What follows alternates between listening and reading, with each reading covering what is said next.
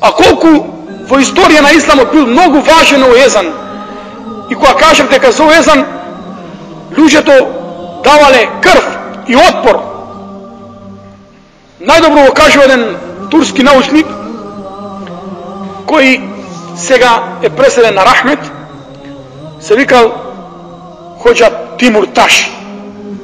Хоџа Тимурташ од Турција. Овој Хоџа кажува дека кога англискиот колонизатор, ми знаеме дека до пред 40 и 50 години повеќето од исламски свет, Пакистан, Индија,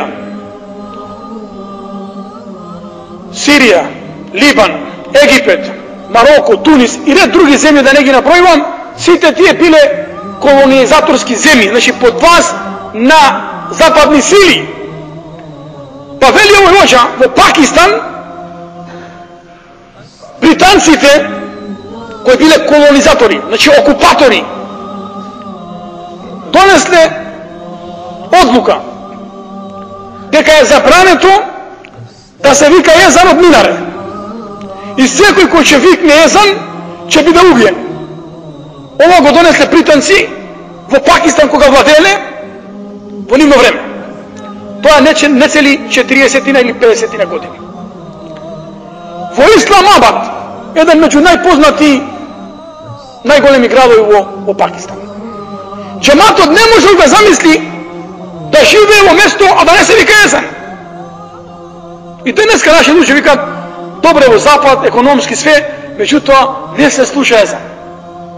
Езанот дава мир, дава сигурност. И што направиле тој народ, тој џемат во една џамија? Во една џамија во Исламабад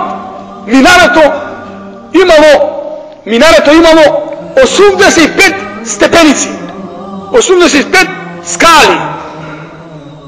И џематот одлучил на секоја скала, на секој басамак или на секоја степеница по еден човек. И од доле до горе 85 џематлии. И почнува првиот. Аллаху акбер, британци губиват. Вториот почнува Аллаху акбер, третиот ешхеду губиват, четвртиот ешхеду анне Мухаммеден абдуху ва расулу, петиот, шестиот. Сите 85 души ги опрале, ги убиле, меѓутоа тие го извикале езанот. 85 души паднале жртва за еден езан. Кога видел британскиот окупатор за езан, луѓето 80 души даваат крв, ја повлекли од луката од забрана за викање на езан. Порано биле луѓе не со многу знаење. Биле луѓе кои знаеле што значи езан. Прекинувале секоја работа.